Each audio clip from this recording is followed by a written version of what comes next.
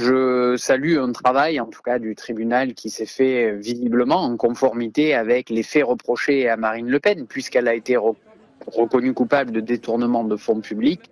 Ils ont pris une décision qui était en conformité, c'est-à-dire d'aller jusqu'au bout avec une exécution provisoire de la peine. Je rappelle, contrairement à ce que dit Marine Le Pen et ses amis du Rassemblement national, que c'est un dispositif qui est prévu par la loi, notamment la loi Sapin 2, qui considère que tout élu condamné pour des faits de détournement d'argent public, et je précise bien détournement d'argent public, peut être soumis à une exécution provisoire. C'est le cas aujourd'hui parce qu'il est considéré qu'un élu de la République doit avoir une probité, ce qui visiblement n'a pas été le cas de Marine Le Pen puisqu'elle a été aujourd'hui reconnue coupable de détournement d'argent public au détriment du Parlement européen.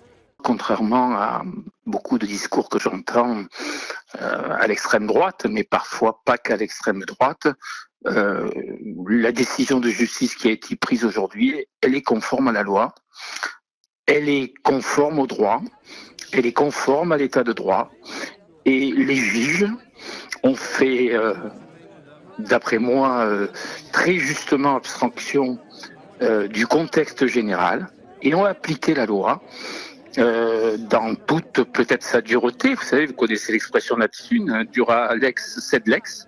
Oui, la loi est dure, mais c'est la loi.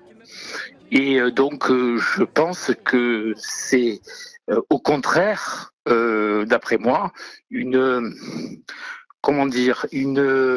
signe que notre justice et notre état de droit fonctionnent encore, pendant que j'entends certains parler de déni de démocratie. Donc c'est la première chose que je veux dire, c'est que cette décision, je suis juriste par ailleurs, elle est motivée. On avait un système sur plusieurs années qui impliquait des détournements financiers, qui impliquait l'usage d'emplois fictifs, un système organisé, assumé politiquement par le Rassemblement national et par Marine Le Pen. Et c'est cela qui a été, selon moi, normalement sanctionné aujourd'hui.